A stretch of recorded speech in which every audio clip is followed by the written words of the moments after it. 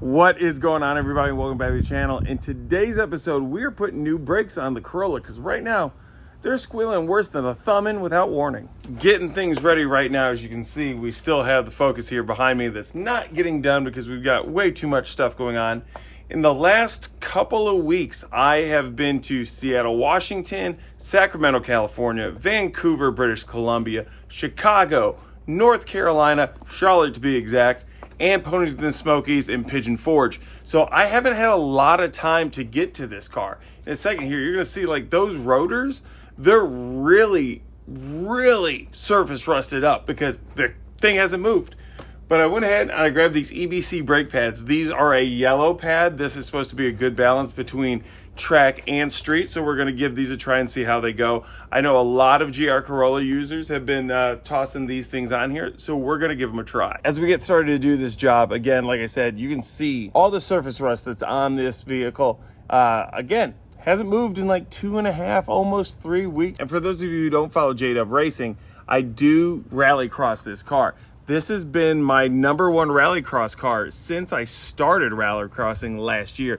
It's taken me to 2 championships, one for Lone Star Rallycross and the other one for SCCA. And I've been running in it at stock form until this year when I put the Eibach Pro lift kit on here, as well as some new wheels and tires to try and change it up a little bit. But these brakes have suffered through a lot. Multiple track days, as well as the rallycross, of course, and there's a lot of left foot braking in there to set the car and rotate it. So yeah, it's time for a change.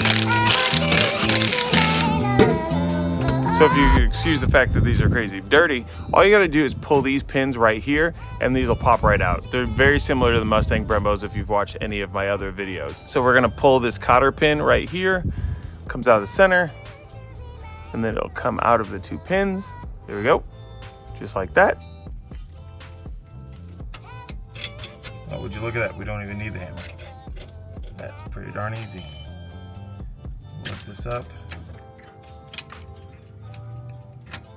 Push that one out. There you go. Now these things here should be free, but what we're gonna do is we're gonna go ahead and rock them back and forth to kind of push the pistons back up in there so we don't have to worry about it. And then slide these things right out. So as we're looking at the pads right here, you can see there's quite a bit of life left on these things. I don't understand. Ethan said that they look pretty dead, but maybe he was just seeing something that I didn't. So what we're probably gonna do is just hang on to these and put these back in the box in case for any reason we do need a set later. Here are the EBC brake pads. Like I said, balance of street and track. We got some shims here. This is just kind of to stop the squeaking. So as you can see, these things are side specific. So these flat sides right here, that means these are for the front. And then we grab these ones here for the rear. These ones are slotted, so that'll go on the back. Looking at these side by side, again, these things look brand spanking new. So these will go back in the box for a later use, just in case for any reason we may need them. Here I went ahead and I cut these shims to go on the back. There's just a pad, like I said, to make sure that they don't squeak when you first install them rather than using a grease. Once you have that done, just go ahead and slide your pads into place, making sure that the holes do line up on both the pads and the caliper, because you have to slide your retention pins through. After you do that, all you have to do is put this retainer clip on. I did have to use a little bit of leverage from my Torx driver to get this in. There will be an arrow on each one of these clips. Make sure you pay attention to which way that's facing when you take it off. On the rear, from me, it was facing up. Then all you have to do is put your cotter pins through your retention pins. As you can see, the holes there didn't quite line up, so I did have to use my needle nose to twist it to make sure that it fully seated within the retention pin. With that done, we're complete with the rear. Head on to the front, bam. The fronts are gonna be exactly like the rear. You're gonna remove your cotter pin along with your retention pins and the safety clip. Wiggle your brake pads back and forth. That way you're able to push the pistons back in. With the brake pads themselves, it's again, just like the rear. Angled corners are gonna be what goes on the back side of the rotor. And then the flat corners are gonna be what goes on the front side of the rotor or the side closest to you. You can see here, this is what Ethan was talking about when he said that my brakes were toast. These fronts are completely done. That's from a lot of left foot braking to set the front.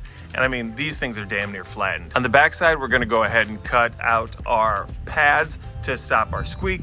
then slide in the rotors just the way that we did in the rear, making sure the holes are lined up so we can put in our retainer pins, followed by our cotter pin and our retention clip. For the fronts, my arrow is pointing down, but again, make sure that you check your car before you remove it to make sure you got it in the right spot. All right, so that does it for the installation of the EBC brake pads for the GR Corolla.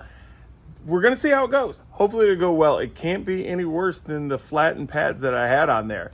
I know, again, people are asking, what's going on with this car? You guys can see, not a whole lot. This thing isn't together. Ethan gets back in, I wanna say 4 or 5 days, so hopefully we can crack into that. The Raptor here, we have a lot to talk about with the Raptor. We've had timing issues left and right. This thing has not been working in probably about 6 months. And it's time to get this thing up and rolling. And then with the RTR Spec 5 10th anniversary, we're going to be wrapping that soon. We have Mustang Week coming up, Mustang Week Texas, as well as some drift events. So I want to get that with a new look. So we do have some stuff coming up. Make sure you go ahead and hit that like button, hit that subscribe button, and hit those bell notifications so you don't miss anything that's coming up here on J-Dub Wrenching. And until the next one, peace.